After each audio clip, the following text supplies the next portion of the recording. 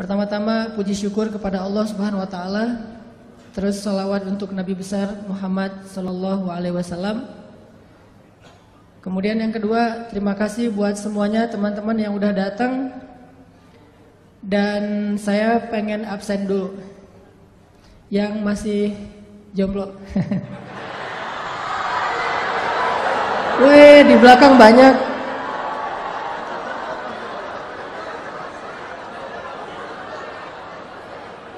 Tapi kayaknya saya ngelihat ada wajah-wajah yang sebetulnya udah punya status, tapi masih angkat tangan. Ini maksudnya apa ini?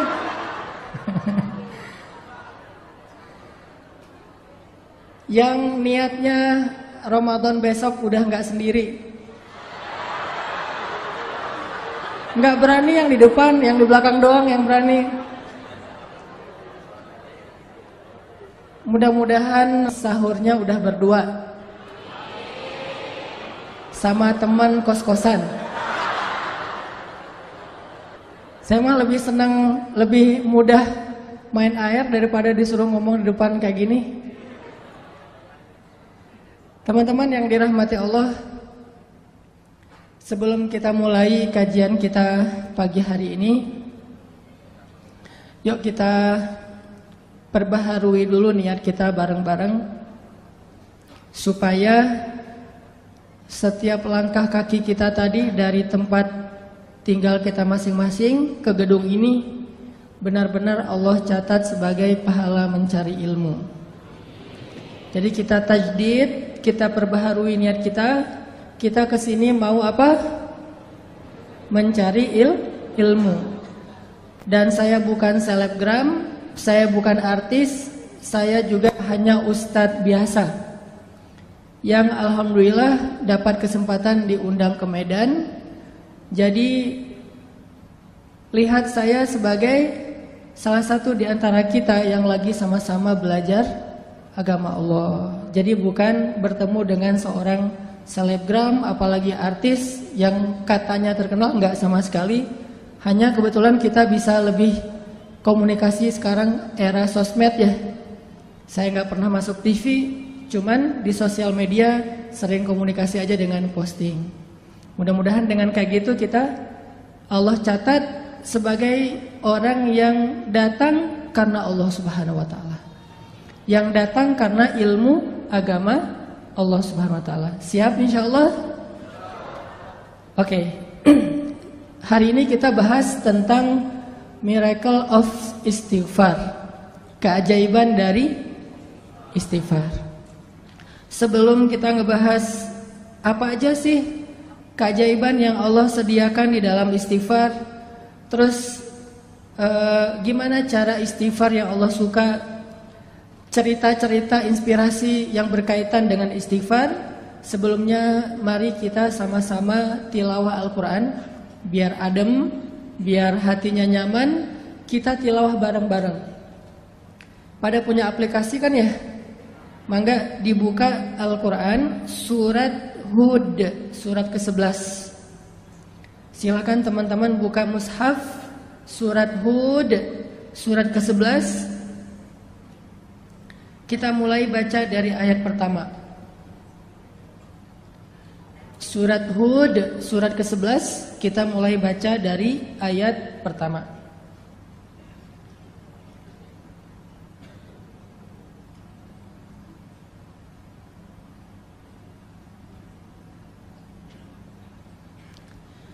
Teknisnya saya baca dulu, kemudian nanti bergantian teman-teman mengikuti. Sudah dapat? Oke. A'udzu billahi minasy syaithanir rajim. Mangga.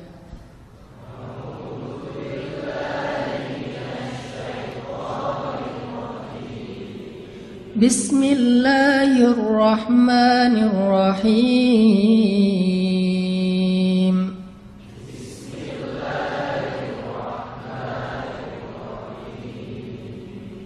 Alif Lam Ra.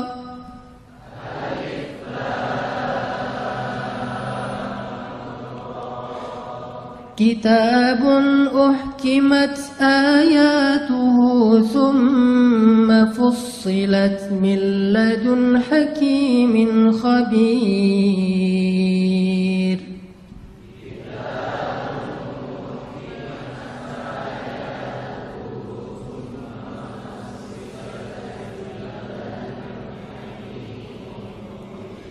ألا تعبدوا إلا الله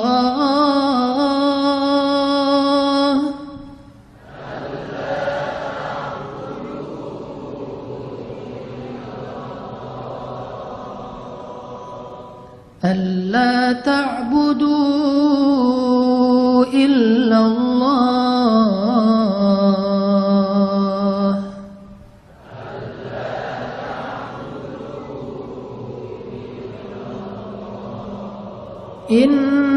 إنني لكم منه نذير وبشير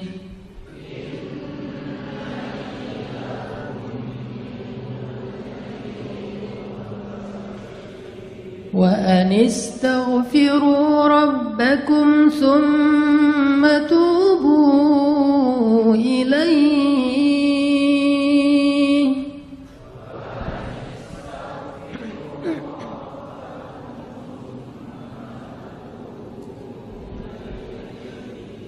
يمتعكم متاعا حسنا إلى أجل مسمى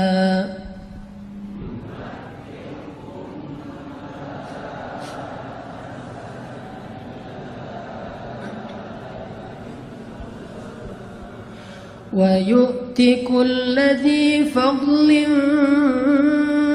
فضله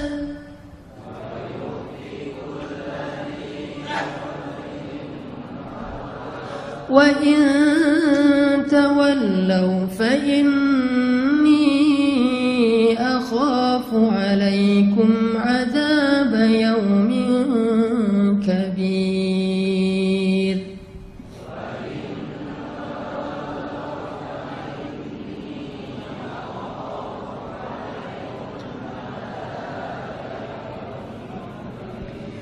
إلى الله مرجعكم إلى الله مرجعكم وهو على كل شيء قدير إلى الله مرجعكم وهو على كل شيء قدير.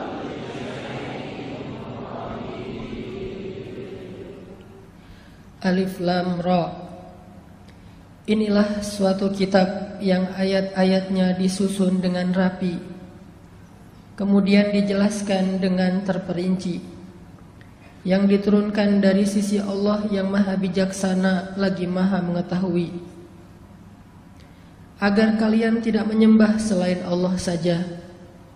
Sesungguhnya Muhammad adalah seorang pemberi peringatan dan pembawa kabar gembira kepadamu dari Allah. Dan hendaklah kalian meminta ampun kepada Tuhan kalian, lalu bertaubat kepadanya. Jika kalian melakukan hal yang demikian itu, niscaya Allah akan memberikan kenikmatan yang baik terus-menerus kepada kalian sampai kepada waktu yang telah ditentukan. Dan Dia akan memberikan kepada tiap-tiap orang yang melakukan kebaikan berupa kebaikan. Jika kalian berpaling, maka sesungguhnya aku takut kalian akan ditimpa siksaan di hari kiamat kelak. Kepada Allah lah kembalinya kalian, dan Dia Maha Kuasa atas segala sesuatu. Shadaqallahul Azim. Teman-teman yang dirahmati Allah, di dalam ayat ketiga surat Hud, Allah Subhanahu wa ta'ala berjanji kepada hamba-hamba yang senang beristighfar. Wa anistaghfiru rabbakum. Jadilah kalian orang yang selalu beristighfar kepada Rabb kalian. Salah satu kalimat yang Allah paling suka dari hambanya itu adalah astaghfirullahalazim. Jadi kalau kita pengen Allah itu senang kepada kita, kalau kita pengen Allah itu sayang sama kita, sering-seringlah ucapin astaghfirullahalazim. Sekali kita ngomong astaghfirullahalazim, sayang Allah sama kita itu bertambah. Itu kalau kita analogiin mirip kayak seorang suami yang kalau pengen nyenengin hati istrinya, maka dia memuji istrinya. Pernah? Maaf, salah nanya. Harusnya bukan pernah, mau gitu. Kalau pernah mah belum ya. Misalnya kalau suami pengen nyenengin hati istri gitu ya. Ayah kamu tukang las ya? Kok tahu? Standar mah ya. Sekarang mah udah gak zaman yang gitu. Modelnya lebih variatif. Harus improve. Misalnya lagi kayak jalan gitu, lagi jalan sama pasangan, terus kesasar karena tadi pakai GPS ternyata lost sinyal gitu kan, jadi kesasar aja, salah belok. Udah kesasar, istri ngomong, kayaknya kita salah jalan deh, perasaan jalannya gak lewat sini loh. Terus suaminya bilang, iya ya, kenapa ya kalau jalan sama kamu aku suka kesasar aja. Terus pasti dia bilangnya, kok salah aku sih? Emangnya gara-gara aku kesasar? Bukan, soalnya kalau jalan sama kamu aku pengennya ke hati kamu. Kan gimana pun juga, walaupun itu mungkin gombal lah ya, gak mungkin juga jalan ke hati. Maksudnya hanya kiasan. Seneng kan dipuji, kayak Nabi memuji Aisyah dengan pujian apa? Ya Aish gitu, ya Humairah. Terus Nabi suka godain Aisyah gitu kan, nyenengin hati tuh. Kita juga sama teman kita kalau misalnya dia menghargai kita, mengapresiat kebaikan kita, pasti dia muji kita dan bikin kita makin semangat kan. Nah, analoginya kurang lebih kayak gitu. Kalau teman-teman pengen sayang Allah itu bertambah, kalau teman-teman pengen Allah itu makin perhatian sama kita, sering-seringlah ngucapin astaghfirullahalazim. Allah tuh sayang banget sama hamba yang beristighfar. Kalau seorang hamba beristighfar, Allah itu nggak ngelihat dosa yang masa lalunya, Allah ngelihat istighfarnya. Coba. Dan istighfar kita itu, kalau benar-benar tulus dari hati, satu kali doang kita ngucapin istighfar, itu cukup untuk menghapus semua dosa kita yang memenuhi langit dan bumi loh. Jadi kalau orang sering-sering beristighfar itu bukan karena istighfarnya kurang untuk bisa menggugurkan dosa, enggak kurang. Istighfar sekali, dosanya memenuhi langit dan bumi, itu dosa habis, nol, zong langsung tuh. Terus ngapain kita harus sering-sering istighfar? Seseorang itu memperbanyak istighfar bukan karena satu istighfar itu kurang, tapi karena dosa kita tuh terulang terus, berulang kali. Maka istighfar lagi, dosa lagi, istighfar lagi, dosa lagi kan? Bukan berarti kalau kita istighfar kurang dari 100, berarti dosa kita belum dihapus. Enggak, sekali doang kalau itu berasal dari hati, Allah hapus semua dosa-dosa kita. Allah itu enggak ribet, enggak kayak manusia. Coba kalau kita ke teman kita ada kesalahan, minta maaf berapa kali biar dia maafin? Berkali-kali kan?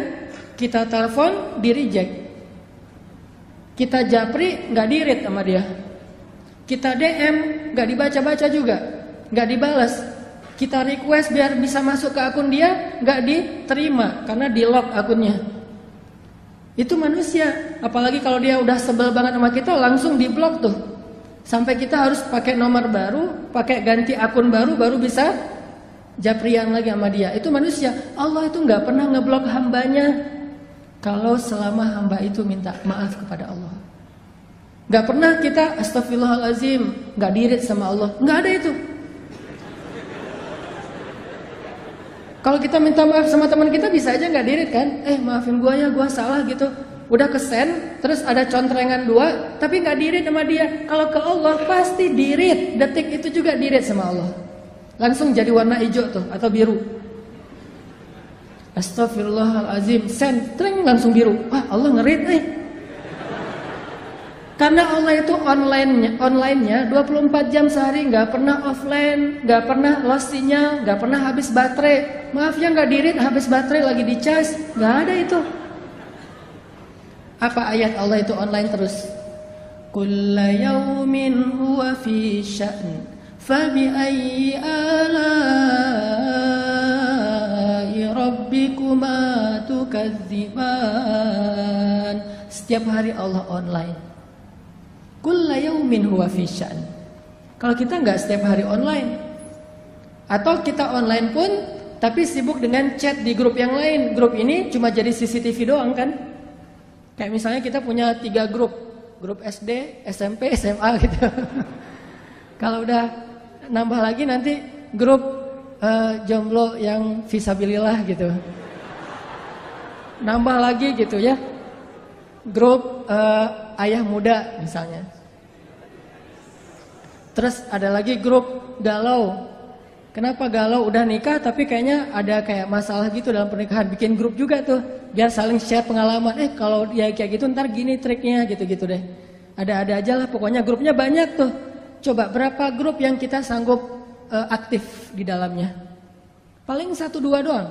Sisanya kita cuma jadi CCTV. Kalau lagi heboh baru kita bacanya nge-scroll. Kadang-kadang nggak dibaca juga, pas dibuka langsung delete chat gitu biar nggak memenuhi memori kita. Udah aja. Gak dibaca-baca juga tuh. Tapi Allah, kita di grup mana aja, Allah itu ketika kalian berdua, Allah yang ketiga. Kan ayatnya gitu kan? Jadi kita bikin grup berdua nih, Allah ada loh sebagai admin malah. Yang mensortir nih, ada yang bahasa-bahasa gak bagus nih, nanti bisa diblok sama Allah. Kalau kita bikin grup bertiga, Allah yang keempat. Kita berempat, Allah yang kelima. Wa huwa ma'akum aina ma kuntum. Allah itu bareng dengan kita terus dimanapun kita berada. Dan Allah selalu online. La ta'khudhuhu sinatun wala naum. Kalau bahasa sosmed, dia gak pernah habis baterai, gak pernah lost sinyal. Ntar aja kita chatnya ya, gua charging dulu nih. Enggak.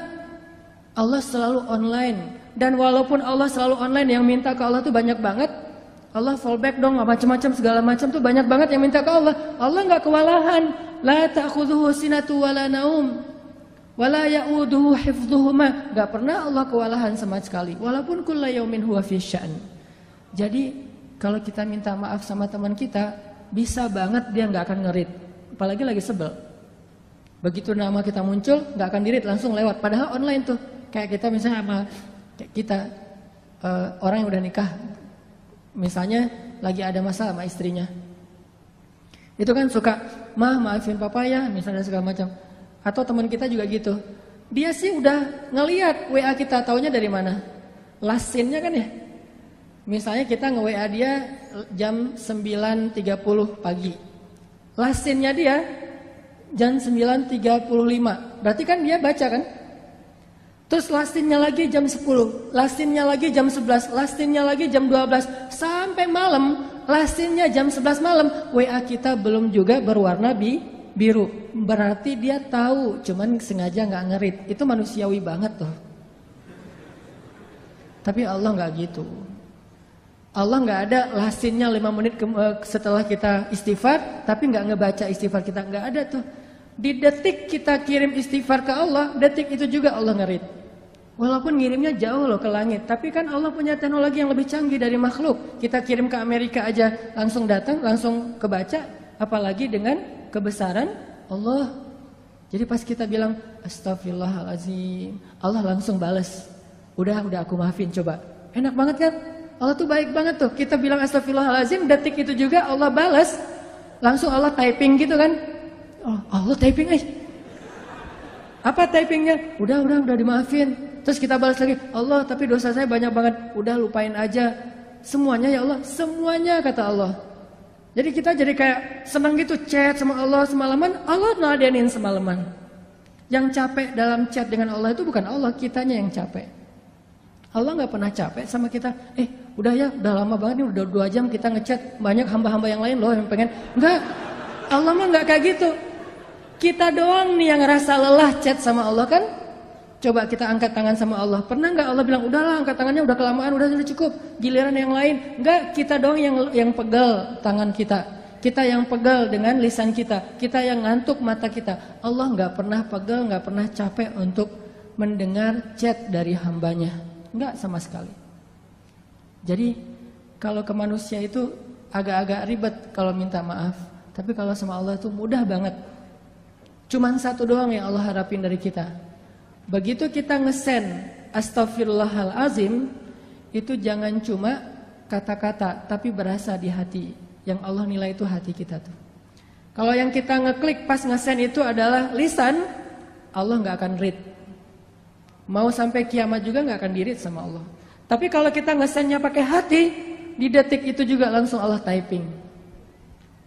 Kalau ngirimnya pakai hati.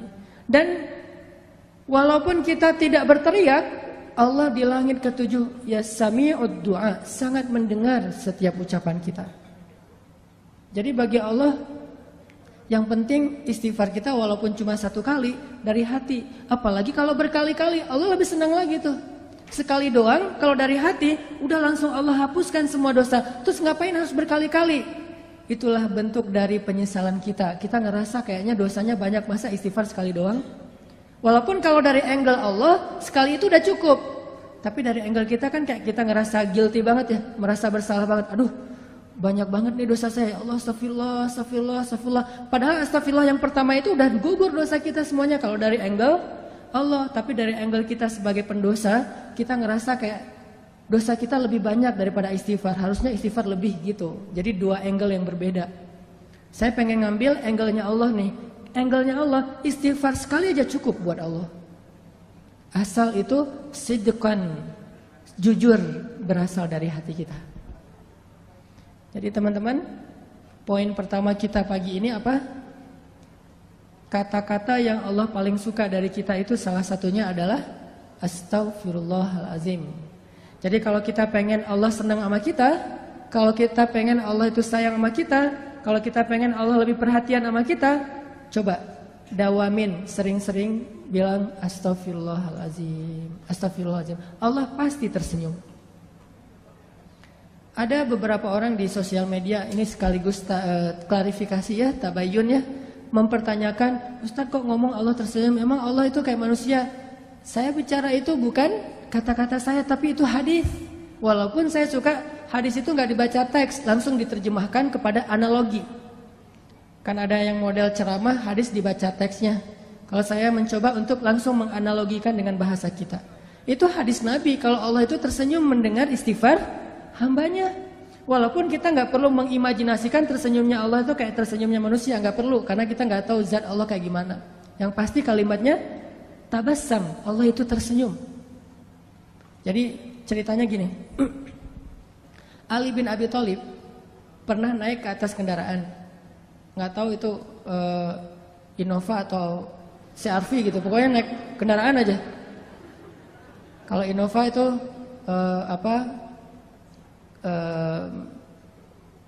kuda, kalau Alphard itu berarti onta merah. Nggak tahu dia naik apa. Kan onta, teman-teman tahu harga onta? Onta merah itu harganya 1 miliar. Jadi orang Arab itu punya 100 onta, itu orang kaya banget tuh. Kayak orang kaya kampung kan nggak punya duit di tabungan ya, punyanya sapi gitu banyak kan, satu lembah itu penuh dengan sapi-sapi dia. Kalau kita juga punya sapi idol, sapi idol. Nah, jadi Ali bin Abi Thalib ceritanya naik ke atas kendaraan. Kalau kita tuh lagi buka pintu mobil atau lagi naik ke atas motor. Pas naik, Ali bin Abi Thalib membaca Bismillah ya Allahu Akbar. Jadi pas naik ke atas kendaraan bacanya Bismillah ya Allahu Akbar. Pas udah duduknya nyaman pakai sabuk pengaman gitu, nyalain mesin, kemudian mobil atau motornya mulai jalan dikit-dikit nih.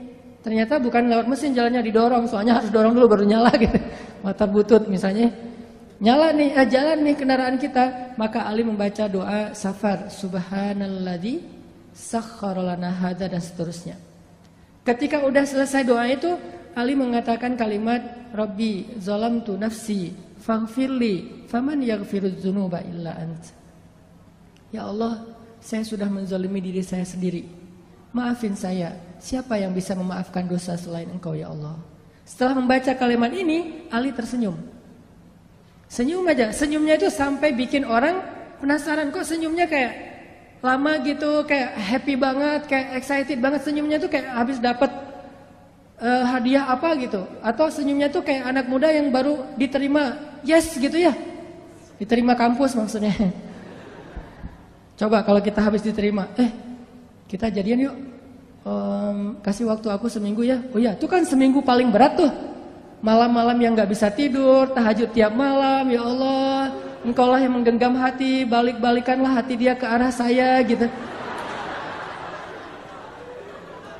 Ternyata yang doa kayak gitu ada 2 orang. Terus hatinya tuh agak-agak labil gitu nih. Kenapa sih hati saya tuh kok deg-degan ya, sekali kanan sekali kiri, dua-duanya kuat-kuatan doanya nih.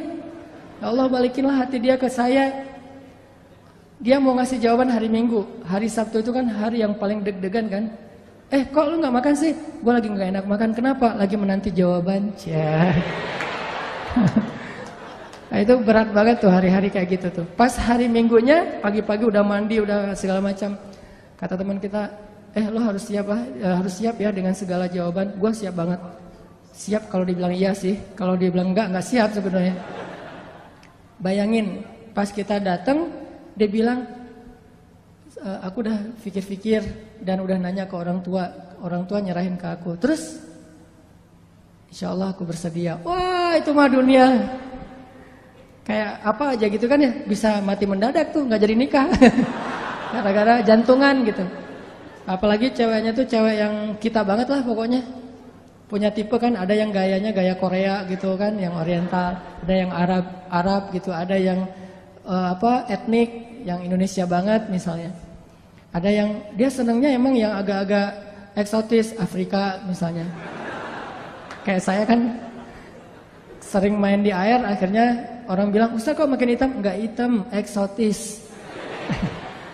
Nah, ini jadinya Ali itu kayak bahagianya tuh, senyum-senyumnya tuh kayak orang baru jadian. Bahagia banget. Kan bikin orang lain kepo ya. Ali, kata salah satu pengawalnya, "Kenapa kok senyum-senyum?" Dia kepo gitu. "Kenapa kok senyum-senyum?" Kata Ali, "Mau dengar gak ceritanya?" "Apaan?" "Dulu tuh Rasulullah, saya pernah ngelihat Rasulullah naik kendaraan, terus membaca apa yang saya baca. Di akhir kalimat itu Nabi tersenyum. Dan saya juga kepo, nanya ke Rasulullah, "Ya Rasulullah, kenapa engkau tersenyum?" Apa jawaban Rasul? "Aku tersenyum karena Allah tersenyum." Jadi Allah itu tersenyum mendengar hambanya mengatakan, "Ya Rabbi, saya banyak dosa, maafin dong dosa saya. Gak ada yang bisa maafin dosa selain Engkau ya Allah." Allah senyum dengan kata-kata itu. Akhirnya Nabi juga tersenyum karena bahagia terhadap senyumnya Allah. Akhirnya Ali juga tersenyum karena melihat Nabi tersenyum. Jadi itu disebut dengan istilah hadis musalsal kalau dalam ilmu hadis. Apa tuh hadis musalsal? Hadis berseri.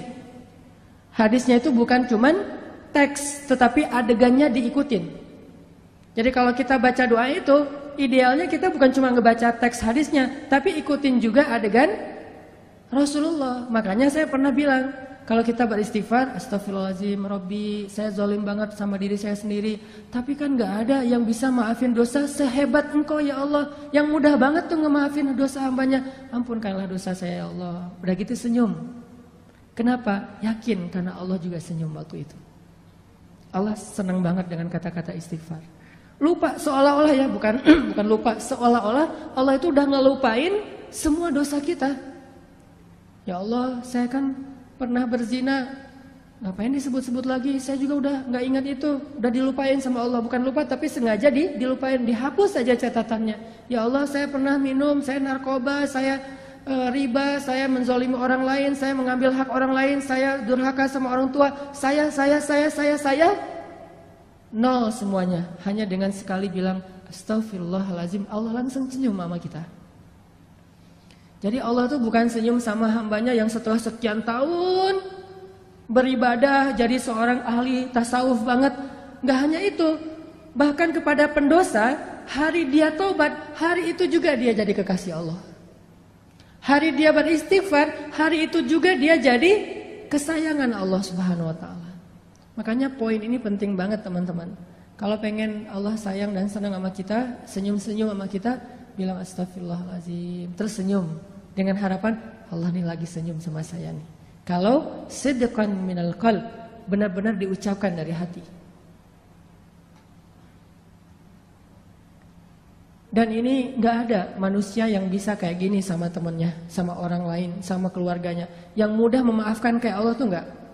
Paling-paling kalau teman kita ngemaafin kita, mungkin kesalahan kita masih wajar. Coba kalau kesalahan kita itu sekian tahun, nyakitin hati dia terus, bayangin. Dari sejak 10 tahun yang lalu, sehari 5 kali kita nyakitin hati dia. Sehari 5 kali dia telepon, kita reject. Padahal dia tuh paling baik loh sama kita. Coba bayangin ya, teman-teman nih. Pernah gak ngerasa kayak berjasa kepada seseorang? Pernah? Mungkin gak jasa seperti ayah dan ibu kita lah, tapi merasa kayak pernah ngebantu temennya gitu. Dan kita ngerasa kita tuh udah jadi orang penting buat dia, udah pernah punya jasa, pernah punya budi ke dia. Terus suatu saat kita gak butuh dia, cuman pengen nyapa doang. Bukan karena butuh, cuman pengen nyapa doang, silaturahim, telepon. Di reject, bukan gak diangkat. Kalau gak diangkat mungkin dia lagi kuliah, lagi di kamar mandi sehingga gak diangkat, atau lagi tidur. Ini di reject, pas kita telepon, langsung di reject. Oh, mungkin ketekan gak sengaja gitu. Udah telepon lagi, dan itu gak telepon waktu itu juga. Kita telepon pagi sekali, di reject. Nanti siang telepon lagi, di reject. Sore telepon lagi, di reject. Maghrib telepon lagi, di reject. Malam telepon lagi, di reject. Sehari 5 kali, sudah 10 tahun kayak gitu, bayangin. Gimana tuh perasaan kita? Paling-paling dia itu paling baik itu nge-rejectnya tuh dengan tulisan. Lagi driving, lagi meeting, lagi on the way, lagi apa misalnya kan gitu. Kadang-kadang nge-rejectnya tanpa alasan, reject aja. Gimana perasaan kita? Harusnya kan Allah lebih dari itu, karena Allah sering kita reject. Allahu Akbar, Allahu Akbar. Suara radio tuh, pindah channel. Suara TV pas waktu maghrib, matiin, pindah channel gitu kan. Atau kita pakai, gak sengaja gitu, alarm di handphone kita pakai suara azan, langsung di close gitu. Kalau di masjid, langsung kita pindah tempat. Hayya 'alas shalah. Kadang-kadang kita nge-rejectnya tuh dengan keluhan lagi. Duh, udah waktu sholat aja, gitu kan? Jadi kesan ke Allah itu kalimat keluhannya. Nelfon aja sih. Coba kalau kita digituin. Kan kalau misalnya ada yang nelfon kita, telepon masuk, suka ada nolaknya pakai apa kan? Ada menu custom gitu kan?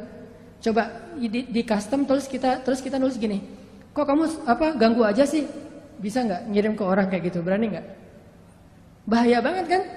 Kita nelpon orang terus dia balas ke kita tulisannya ganggu aja sih. Gimana tuh perasaan kita? Kita tuh sering kayak gitu loh sama Allah. Aduh udah zuhur aja, udah asar aja. Apaan sih subuh-subuh kok ganggu orang tidur segala macam. Dan itu mungkin kita ngirimnya gak dengan lisan, dengan hati. Bukankah Allah alimun bidatis sudur? Tahu banget ucapan di hati kita? Coba. Tapi begitu kita bilang astagfirullahaladzim, Allah itu lupain semua reject kita selama 10 tahun. Allah maafin semuanya.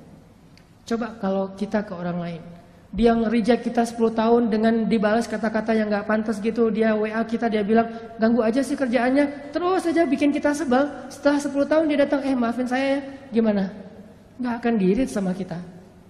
Itu artinya famay yaghfiruz dzunuba illa anta. Siapa sih yang bisa maafin dosa sehebat Allah Subhanahu wa taala? Itu kalimat itu maksudnya kayak gitu. Allah tuh maafin kita itu gak pernah perhitungan, gak pernah dendam sama sekali. Sehingga apalagi teman-teman yang menghalangi kita untuk istighfar kepada Allah. Ma gharraka bi rabbikal karim. Apa terus masalah kita untuk enggak istighfar sama Allah? Masalahnya apa? Pasti satu doang masalahnya. Kita ngenyepelein Allah. Kita nganggap Allah itu enggak penting. Padahal hidup kita itu 24 jam di tangan Allah Subhanahu wa taala. Tapi kita sombong. Seolah-olah kita bisa hidup tanpa Allah Subhanahu wa taala. Dan itu pun istighfar. Kalau istighfar kita nggak dari hati, 1000 kali itu nggak ngaruh buat Allah, nggak akan dirit sama Allah. Makanya ulama ada yang bilang istighfar yang butuh istighfar. Istighfar butuh istighfar. Kan ada tuh yang pakai jiglak-jiglak gitu kayak hitung untuk ngitung itu gitu kan? Apa istilahnya gitulah ya? Checker gitu kan? Ada checker, terus kita istighfar. Astagfirullah. Ketemu sama teman-teman kita pada ngobrol lagi ngafe nih, lagi nongkrong. Oh iya si gaya gitu ya. Pas dilihat sama teman kita dalam sehari 10.000, just keren ya 10.000 istighfar. Cuman pas kita ngomong ke teman kita, dia nanya gitu, gimana ya? Aku kok males banget berzikir, istighfar aja jarang, kata teman kita. Wah, padahal itu gampang banget loh. Kalau lo lagi kosong waktunya lagi nggak ngapa-ngapain, daripada ngelamun, udah istighfar aja. Gua ngelamun doang, istighfar alhamdulillah sih sehari-hari nggak pernah kurang dari 10.000. Ngomong kayak gitu, maka 10.000 itu dosa semuanya. Bukan ampunan, dosa karena riya. Lalu yang ke 10.001, yang ke 10.001-nya istighfar dari hati. Astagfirullahaladzim, ya Allah maafin saya udah jadi riya. Maka yang 10.000 tadi itu jadi pahala semuanya. Coba, satu itu berpengaruh, bisa jadi dosa, bisa jadi pahala. Yang mana dari hati, yang mana cuma di lisan. Kayak ada orang yang rajin tahajud gitu ya. Tahajudnya itu udah dawam banget lah, udah 10 tahun, udah 15 tahun tahajud terus. Ketemu sama temennya, kasih dong tips gimana biar bisa tahajud. Gua nih udah lama banget nggak tahajud, nggak tahu ngerasain tahajud tuh kayak gimana. Dia bilang, tahajud mah gampang. Kalau misalnya mau tuh udah nggak, saya mah tahajud nggak perlu pakai jam waker, udah nggak perlu pakai di handphone. Nanti dibangunin jam 3 lewat 5, jam 3 lewat 10, jam 3 bangunnya jam 13 gitu ya, habis zuhur. Udah nggak perlu kayak gitu. Oh gitu, terus bangunnya gimana? Ya bangun aja, kebangun, pokoknya asal jam 3 malam saya pasti kebangun. Oh gitu, udah berapa lama? Enggak sih, baru sekitar 15 tahun lah. Gitu ya. Berarti 15 tahun kita tahajud 0. Kalau kita riak dari hatinya sombong. Tapi kalau hanya sekedar syiar, nyemangatin, Allah lebih tahu isi hati kita. Innamal a'malu binniyat. Terus nggak usah ngejudge hati orang lain lah. Sombong lo, riak lo, enggak. Kita doang yang tahu. Setelah Allah Subhanahu Wa Taala pastinya. Makanya istighfar dari hati. Sekali aja udah luar biasa. Gimana kalau 100 kali kayak Nabi? Astagfirullahaladzim, astagfirullahaladzim. Ya Allah maafin saya. Itu satu ya poinnya. Allah tuh senang banget dengan istighfar. Kalau dalam bahasa hadis, senangnya Allah kepada taubat dan istighfar hamba itu kayak melebihi senangnya seorang hamba yang dia kehilangan bekal dan kendaraannya di tengah padang pasir. Jadi ada seorang laki-laki gitu, analogi dari Nabi nih. Nabi bikin kayak semacam ilustrasi gitu. Ada seorang laki-laki lagi musafir di tengah padang pasir, terus dia kehilangan ontanya, dia kehilangan bekal-bekalnya, kehilangan minumnya, airnya, semuanya tinggal sebatang kara di tengah padang pasir, nyari-nyari onta dan bekalnya itu nggak nemu. Sampai akhirnya dia berputus asa. Nih saya bakalan celaka nih kali ini nih. Apes banget sih. Kehilangan onta, bekal, air segala macam di tengah padang pasir, kayak di tengah samudra kan. Kalau di tengah laut kan juga kita nggak bisa minum, sama persis kayak di tengah padang pasir, panas nggak ada air. Wah ini pasti cuma bertahan 2 hari, besok saya mau mati nih kalau kayak gini. Di hari ketiga, detik-detik dia udah berat banget, udah dehidrasi banget. Tiba-tiba dia dalam keadaan antara sadar dan tidak, muncul onta di sebelahnya. Onta yang tadi hilang tiba-tiba datang nih di sebelah dia. Dia udah hampir putus asa, udah 3 hari nyari ontanya tuh.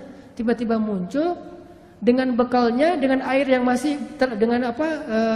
tempat air yang masih terisi.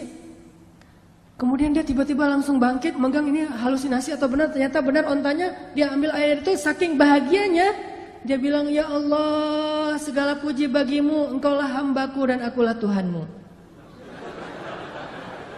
Saking bahagia dia kebalik ngomongnya, ya Allah engkaulah hambaku dan akulah Tuhanmu. Hadisnya kayak gitu.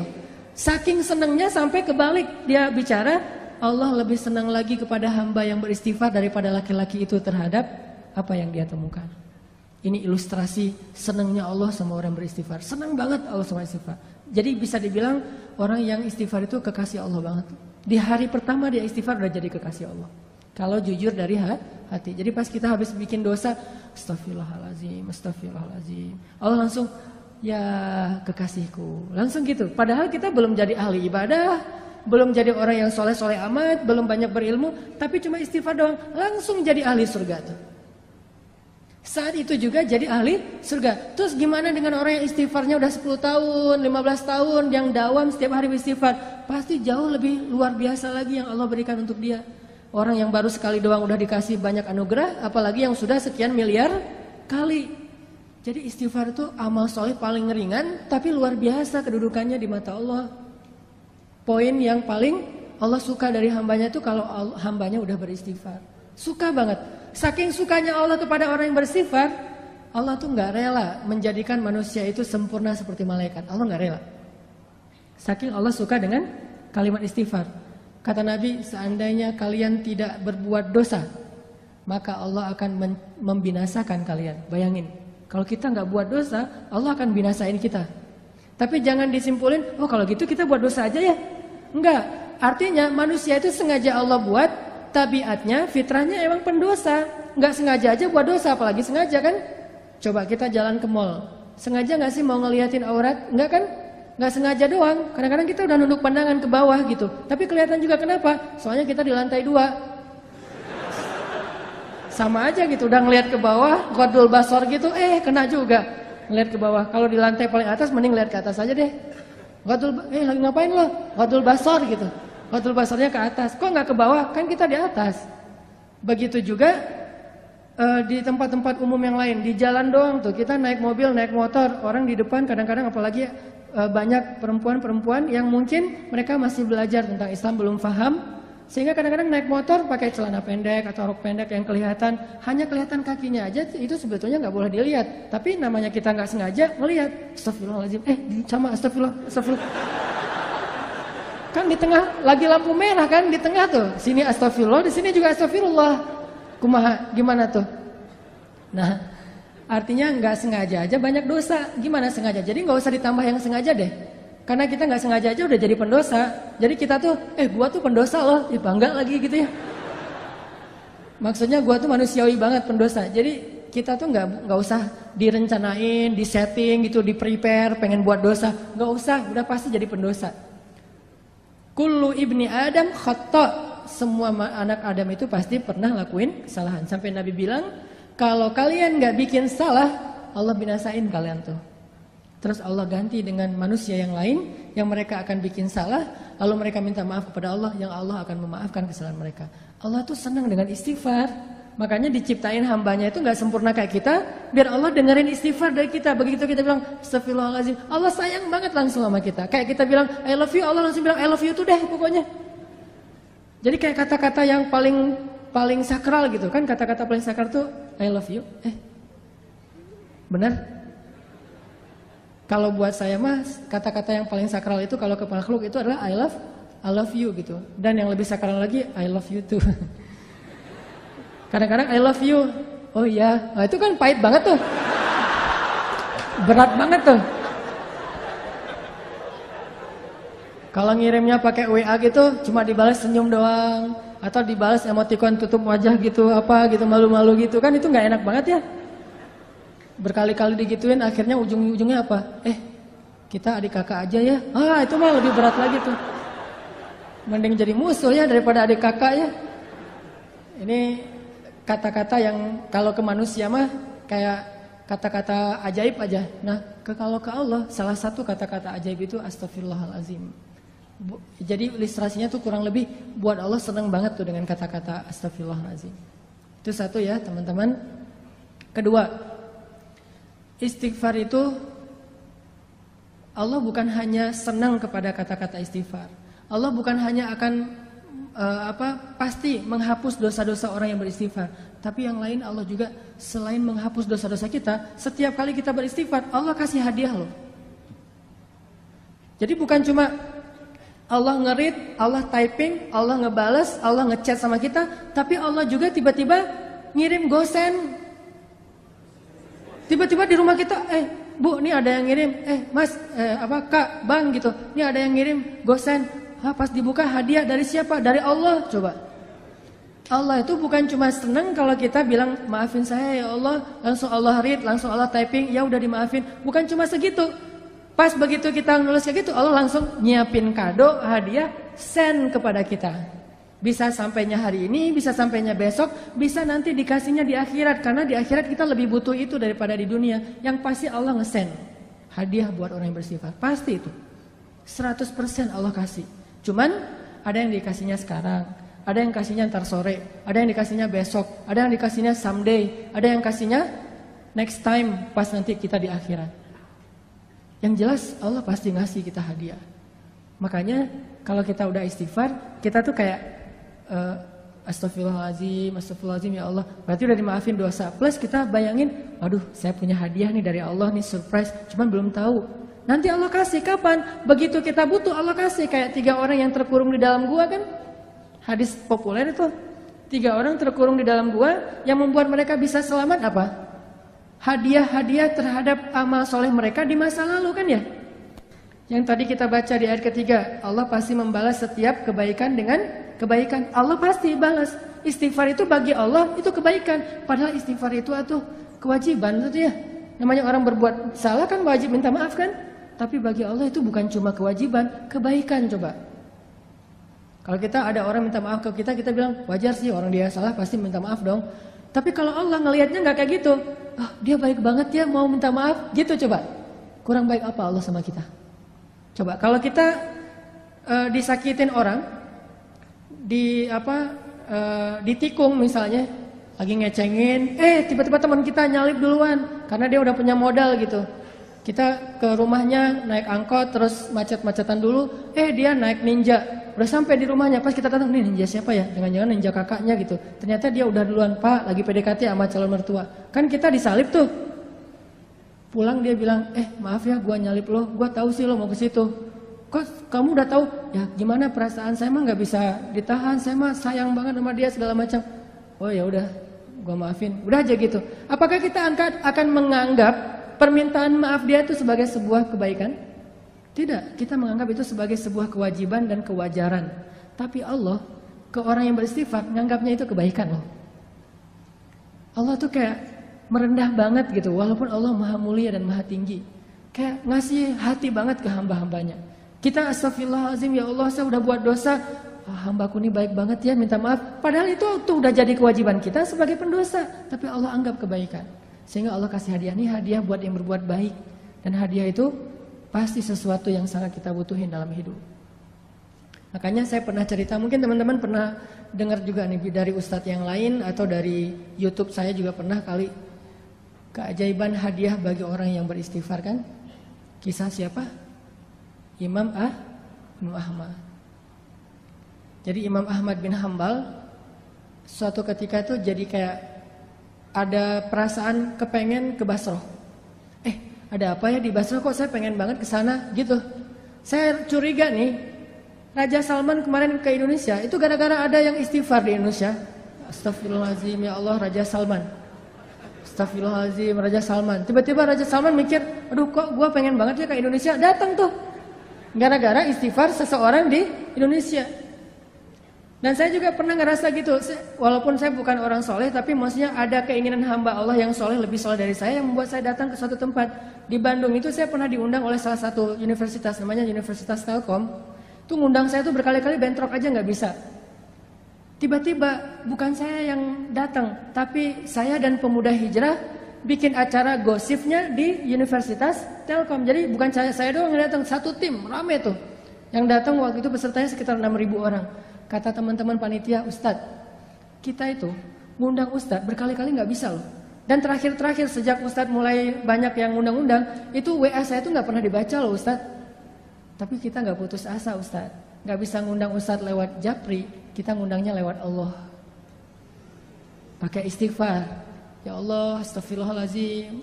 Hananataki datangin dong ya Allah, astagfirullahaladzim, Hananataki, astagfirullahaladzim. Tiba-tiba kita pilih di antara beberapa list yang kita mau bikin acara gosip, Telkom University itu paling memungkinkan, kita bikin di situ. Ini hasil istighfar ya Ustadz.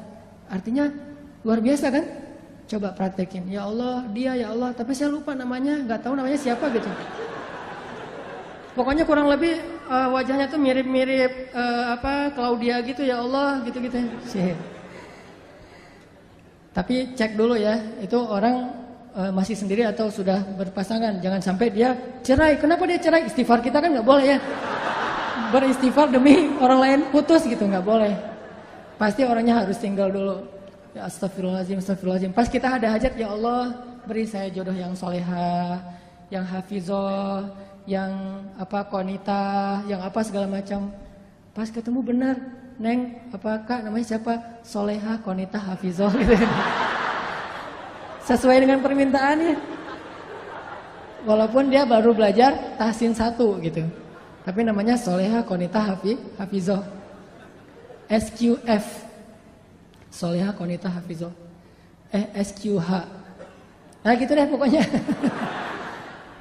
Jadi Imam Ahmad, by the way teman-teman, Imam Ahmad itu ulama dengan hafalan hadis yang terbanyak loh. Tahu berapa hafalan hadis Imam Ahmad? Kalau kita kan hafal hadis itu 1 ya, dari dulu sampai sekarang. Innamal a'malu ini. Kalau Imam Ahmad 1 juga, 1 juta. Hafalan hadisnya 1 juta. Imam Syafi'i aja gurunya Imam Ahmad itu respect banget, takjub sama Imam Ahmad. Imam Syafi'i tahu sendiri kan, yang hafalannya itu gimana? Kalau baca buku, beliau takut hafal. Baca buku takut hafal. Jadi kalau dia baca buku 2 halaman gitu, 1 halaman ditutup. Aduh, saya takut nih kehafal. Ditutup dulu biar nggak kehafal coba. Kita tuh, aduh, gimana ya cara hafal? Imam Syafi'i, aduh, khawatir kehafal nggak sengaja. Nggak sengaja kehafal. Kita mungkin satu-satunya yang kita hafal nomor telepon, cuma nomor telepon si dia. Kadang nomor telepon sendiri juga nggak hafal loh. Ustaz, nomor teleponnya berapa? Ntar ya, cari dulu. Tapi kalau nomor istri saya aja saya hafal banget tuh. Imam Ahmad hafalannya 1 juta hadis. 1 juta hadis, dan itu bukan cuma teks dengan sanad-sanadnya dari ini 1 juta. Saking luar biasanya kesolehan Imam Ahmad. Kan jadi selebgram banget tuh di masa beliau tuh ya. Followersnya udah jutaan lah pokoknya Imam Ahmad mah. Di mana-mana pengen Imam Ahmad, ngejapri, tapi kan namanya orang udah sibuk kayak Imam Ahmad kan nggak bisa ngebales. Akhirnya ngejapri langit. Tiba-tiba Imam Ahmad saya pengen banget ke Basrah. Ada apa ya di Basrah? Padahal saya nggak kenal orang loh di Basrah. Tapi pengen. Setelah berapa hari kepengen, akhirnya azam, udahlah saya berangkat aja. Siapa tahu ada sesuatu yang saya dapat kebaikan di sana. Berangkat ke Basrah. Namanya orang tawadu, rendah hati, berangkat ke Basrahnya itu sendiri. Nggak ada preparation apa-apa, nggak ngebooking pesawat, nggak ngebooking hotel, berangkat aja sendiri, backpackeran gitu. Jadi Imam Ahmad itu backpacker soleh. Dari Madinah ke Basrah backpackeran, jalan ke Basrah. Sampai di Basrah, karena nggak ada tempat menginap, beliau nginap di masjid terbesar di kota Basrah. Di dalam masjid lagi tidur, diusir sama marbot. Bang, ngapain tidur di sini? Pak, saya musafir dari Madinah, nggak ada tempat tinggal. Ya ini bukan hotel ini. Udah mirip Medan belum sih? Bah gitu ya. Ini bukan hotel ini. Mbah, kenapa tidur di sini? Udah keluar gitu. Diusir aja. Ini Medan, Bung, gitu ya. Keluar akhirnya dia. Ini orang Imam Ahmadnya orang Sunda lagi kaget langsung kan ketemu orang Medan gitu. Akhirnya keluar di teras. Di teras datang lagi tuh marbot. Marbotnya emang agak-agak kayaknya belum dapat gajian tanggal tua. Agak-agak nyebelin gitu. Kok masih tidur di sini? Katanya tadi nggak boleh di dalam. Akhirnya saya tidur di luar. Ya ini masih juga masjid. Udah keluar. Diusir aja. Sampai keluar, didorong-dorong gitu. Bayangin ulama besar, orang soleh, kekasih Allah didorong-dorong. Tapi emang kayak gitu takdir Allah. Supaya jadi caper sama penjual roti. Penjual roti lagi tutup kok ngeliat ada orang didorong-dorong, dipanggil, wahai kisanak gitu ya. Kalau radio dulu teh. Pak, Tuan, kenapa? Ada apa sini gitu. Tuan butuh apa? Saya musafir, pengen tempat istirahat, tapi diusir di masjid. Oh ya udah, diistirahat aja di rumah saya. Rumah saya kecil, tapi lumayan lah untuk istirahat malam ini. Ya jazakallah khair wa iyyakum. Udah tinggal di situ. Subuh menjelang subuh, pas waktunya tahajud, Imam Ahmad bangun, ngelihat si penjual roti lagi bikin roti. Kan habis subuh dia jualan, jadi bikinnya sebelum subuh. Lagi bikin roti, ngaduk-ngaduk gitu. Setiap dia ngaduk, dia bilang astagfirullahaladzim gitu. Bayangin. Dawamkan satu perbuatan yang dibarengi dengan istighfar. Lagi nyalain motor, astagfirullah, astagfirullah gitu. Bisa, lagi ngaduk juga bisa, lagi ngapain juga bisa. Selama itu satu perbuatan yang mubah. Mubah itu boleh-boleh aja. Jangan sambil berbuat dosa istighfar gitu. Atau istighfar tapi asik. Gimana istighfar tapi asik? Istighfar sambil main PlayStation. Wah, astagfirullahaladzim gitu. Nah, itu mah nggak boleh ya. Itu namanya mencampur adukan antara hak dan wala talbisul haqqal bil batil. Janganlah kalian mencampur adukan hak dan batil. Astagfirullahaladzim, astagfirullahaladzim. Daripada ngelamun, daripada bengong gitu, mending daripada bersiul, ya udah astagfirullah aja. Walaupun mungkin bersiul boleh-boleh aja, tapi yang nggak dapat pahala, walaupun nggak dosa juga gitu. Astagfirullah. Imam Ahmad perhatiin, ini saya lihat udah 10 menit istighfar melulu. Didatengin sama Imam Ahmad. Tadi kepo juga. Mas, Bang, kan di Medan ya, Bang, gitu. Oh, orang Bandung ya. Bang, saya lihat abang istighfar terus setiap ngaduk ini. Ya, kenapa? Enggak, saya penasaran aja udah berapa lama kayak gitu. Alhamdulillah udah sekitar 10 tahun saya kayak gini. Saya selalu kalau ngaduk roti itu istighfar biar ada kebaikan setiap adukan roti. Siapa tahu rasa rotinya lebih gurih kalau bahasa kita. Oh, udah 10 tahun, alhamdulillah. Terus boleh tahu nggak hasil dari dawamnya istighfar 10 tahun itu apa? Abang udah dapat apa nih dari istighfar? Alhamdulillah, sejak saya istighfar kayak gini, Allah selalu ngasih apa yang saya minta. Gak pernah saya berdoa yang Allah tolak, semuanya dikabulin sama Allah. Kecuali satu yang belum dikabulkan. Apaan? Saya tuh pernah berdoa, ya Allah, saya pengen banget selfie sama Imam Ahmad. Pengen banget tuh. Gak apa-apa, Allah sekali aja, yang penting bisa ketemu sama Imam Ahmad, pengen jabatan tangan, pengen tahu wajah orang yang hafal hadis 1 juta hadis itu kayak gimana. Saya minta ke Allah, cuman mungkin belum aja, tapi saya yakin pasti akan dikabulkan. Imam Ahmad langsung nangis coba. Masya Allah, jadi ini nih yang menarik saya ke Basra nih. Istighfar dialah yang membuat Imam Ahmad pengen banget ke Basra. Bela-belain habis-habisan sampai diusir-usir di masjid, gara-gara dia beristighfar. Jadi pengaruhilah hati seseorang, pengaruhilah hidup seseorang dengan istighfar kepada pemilik hati dan kehidupan orang itu. Astagfirullah, astagfirullah. Tapi jangan baru istighfar 3 kali, mintanya banyak gitu. Istighfar dulu aja. Dawamin, nanti kalau kita butuh, jadi mintanya itu kayak pamungkas ya. Kalau kita butuh banget, minta pakai istighfar. Jangan diobral. Istighfar 10 kali, ya Allah saya udah 10 kali nih. Boleh minta ini enggak? Enggak, dawamin dulu aja. Walaupun kalau untuk dosa sekali cukup, tapi kalau untuk yang hadiah, kalau bisa lebih banyak. Sampai setahun, 2 tahun kita dawamin, nanti lihat deh hasilnya tuh luar biasa. Pokoknya kalau kita punya hajat sesuatu, yang pertama yang harus kita lakukan itu adalah minta kepada pemilik segala sesuatu. Ada hajat apa? Minta kepada pemilik segalanya.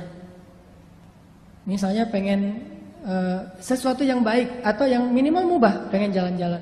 Istighfar aja, astagfirullahaladzim, astagfirullahaladzim. Nanti begitu kita minta ke Allah, ya Allah saya pengen haji banget nih. Istighfar kita udah 10 tahun, langsung Allah kasih kejutan yang kita gak pernah menduga-duga loh. Jadi gampang banget, tinggal minta aja sama Allah. Yang harus kita prepare dari sekarang itu adalah bikin diri kita itu orang yang sangat diperhatikan sama Allah. Kalau kita udah jadi kayak ring satunya Allah, masuk grupnya itu yang Allah juga memprioritaskan banget grup itu. Siapa grupnya? Grup orang yang rajin istighfar.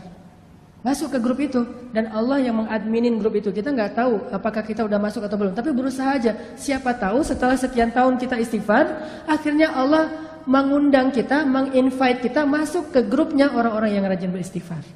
Kalau udah masuk ke grup itu, setiap kali Allah ngeposting, ngebroadcast kebaikan-kebaikan, ini ada diskon apa gitu, kita langsung dapat nih. Makanya pantaskan dulu diri kita. Dawamin. Akhirnya Imam Ahmad bilang, sayalah Ahmad bin Hambal. Oh benar ini Ahmad bin Hambal? Ya nggak salah, nggak salah. Masya Allah, udah pelukan. Ini keajaiban dari istighfar. Coba, butuh apa dalam hidup? Pasti kita punya banyak kebutuhan. Sampai kita minta garam aja kata Nabi, minta dulu ke Allah baru cari di warung. Jadi sebelum kita ke warung nyari garam, ya Allah garam, ya Allah, cari uang receh beli di warung. Terus apa gunanya minta ke Allah? Banyak gunanya. Siapa yang bilang kita akan sampai di warung? Siapa yang bilang garam itu akan sampai ke rumah kita? Siapa yang bilang garam itu menjadi kebaikan buat kita? Siapa yang bilang bahwa kita akan hidup sampai masakan kita itu selesai dan kita bisa memakannya? Istighfar, minta ke Allah sebelum kepada yang lain. Astagfirullah, minta ke Allah, astagfirullah. Pengen apa aja istighfar. Sampai dulu di zaman Imam Hasan Al-Basri, tabi'in. Ada 3 laki-laki yang datang nemuin Imam Hasan Al-Basri. Ya Imam Hasan, saya itu gak punya anak, udah lama menikah tapi belum dikaruniai anak. Kata Imam Hasan Al-Basri, banyak-banyak istighfar ya bu. Oh ya, siap-siap, pulang. Datang lagi orang kedua, gak punya kerjaan, miskin. Ya Imam Hasan, saya tuh miskin, fakir, susah banget untuk dapatin rezeki. Gimana tuh? Kata Imam Hasan, banyak-banyak istighfar ya bu. Oh ya, pulang. Datang lagi yang ketiga, Imam Ahmad, saya itu sakit udah sekian tahun dan belum sembuh-sembuh. Apa yang harus saya lakukan? Banyak-banyak istighfar ya pulang. Muridnya Imam Ahmad nanya, heran, soalnya jawabannya template gitu kan? Bukan jawaban yang langsung ditulis ada masalah apa? Enggak, template. Jadi ini jawaban untuk segala pertanyaan. Imam Hasan Al-Basri itu udah bikin template banyak istighfar. Udah aja, siapapun yang curhat ke beliau send template yang sama. Kayak admin banget kan? Akhirnya muridnya Hasan Al-Basri nanya, ya Syekh, kenapa harus kayak gitu? Semua jawabannya sama, padahal pertanyaannya beda-beda. Kata Imam Hasan, tidakkah kamu membaca Al-Quran di surat Nuh? Allah mengatakan, فَقُلْتُ اسْتَغْفِرُوا رَبَّكُمْ إِنَّهُ كَانَ غَفَّارًا يُرْسِلِ السَّمَاءَ عَلَيْكُمْ مِدْرَارًا وَيُمْدِدْكُمْ بِأَمْوَالٍ وَبَنِينَ وَيَجْعَلْ لَكُمْ جَنَّاتٍ وَيَجْعَلْ لَكُمْ أَنْهَارًا. Coba, beristighfarlah kalian kepada Tuhan kalian, Allah pasti akan mengampuni. 1. Allah akan menurunkan hujan yang sangat lebat. 2. Allah akan memberikan harta yang sangat banyak. 3. Allah akan memberikan keturunan untuk kalian. 4. Allah akan memberikan kebun-kebun atau ladang. 5. Allah akan memberikan air sungai yang mengalir. 6. Istighfar. Tapi fadilahnya macam-macam. Sehingga masalahnya apa aja, jawabannya sama, istighfar. Butuh air, istighfar. Butuh jodoh, istighfar. Pengen punya anak, istighfar. Kerjanya susah, istighfar. Apapun masalah kita, istighfar. Dan itu means-nya apa? Artinya apa? Artinya yang menghalangi kebaikan dalam hidup kita itu cuma 1, dosa. Yang buat hidup kita itu susah dalam hidup itu cuma dosa. Makanya kalau pengen hidupnya jadi mudah, hilangkan dulu dosa. Dan cara menghilangkan dosa itu hanya dengan istighfar. Kita mau memperbaiki masa lalu nggak mungkin. Kita hanya bisa menyesali masa lalu dan minta maaf kepada Allah dan memperbaiki masa depan. Allah akan mudahkan. Jadi yang kedua poinnya teman-teman, kita ada hajat apa? Istighfar. Kalau belum terkabul, berarti emang istighfar kita itu belum masuk grup. Masih japrian, belum broadcast. Pantaskan diri kita supaya Allah invite ke dalam grup orang yang rajin istighfar, sehingga nanti Allah kasih kita hadiah, voucher, kupon istimewa yang hanya dikasih kepada orang-orang yang Allah cintai. Itu yang kedua. Hari ini mungkin 3 aja keajaiban dari istighfar. Yang ketiga, teman-teman yang dirahmati Allah, istighfar itu bagi Allah dan bagi Rasulullah SAW itu bukan hanya kebaikan untuk di dunia, tapi istighfar itu mengubah status kita di akhirat. Coba teman-teman renungkan kisah seorang laki-laki yang membunuh 100 orang tuh. Yang ke-100-nya kiai lagi. Yang ke-100-nya ustadz. Dibunuh sama dia. Tapi setelah itu dia nyesel, dia bilang astagfirullahaladzim ya Allah. Langsung berubah status dari tadi ahli neraka menjadi ahli surga. Dia udah sholat, belum baik sholatnya. Belum baik ibadahnya. Tapi kok udah jadi ahli surga? Karena orang yang beristighfar, Allah bukan hanya akan mengampuni dosanya, bukan hanya akan mudahin hidup dia di dunia, tapi Allah juga bakalan ngasih banyak janji-janji kebaikan di akhirat. Jadi istighfar itu bisa dibilang kayak investasi masa jangka panjang. Yang someday nanti kita akan melihat, oh ini ya hasil dari istighfar saya di dunia. Banyak-banyak aja istighfar, gak ada yang rugi. Demi Allah tidak ada ruginya beristighfar jika didasari dengan hati yang ikhlas. Demi Allah, nggak ada ruginya berzikir jika didasari dengan hati yang ikhlas. Demi Allah, nggak ada hamba yang datang kepada Allah pulang dalam keadaan kecewa. Itu nggak ada. Dari zaman Nabi Adam sampai akhir zaman nggak ada yang datang kepada Allah pulang dalam keadaan kecewa, itu nggak ada. Kalau kita datang ke rumah dia pulang kecewa itu biasa. Pasti sering. Kita nelpon kecewa, kita japri kecewa, kita caper-caperan kecewa, itu biasa. Dengan makhluk kecewa itu biasa banget. Tapi dengan Allah, kalau kita kecewa bukan karena Allah, karena dosa kita sendiri, menzolimi diri sendiri.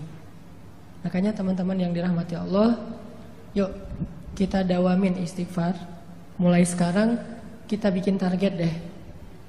Kalau ustadz-ustadz yang lain pernah menjelaskan tentang keajaiban, sebetulnya dalam Islam itu ada 3 amalan ya. Itu hasilnya itu ajaib banget. 1 sedekah, 2 tahajud, 3 istighfar. Kalau sedekah mungkin teman-teman sering dengar dari Ustadz Yusuf Mansur. Tahajud juga Ustadz Arifin Ilham. 1 dari 3 itu adalah istighfar. 3 amalan ini nih, itu ajaibnya itu pokoknya menurut saya itu unik aja. Kayak ngasihnya itu cash gitu, nggak nyicil, cash langsung di dunia langsung dikasih. 3 tuh, sedekah, tahajud, istighfar.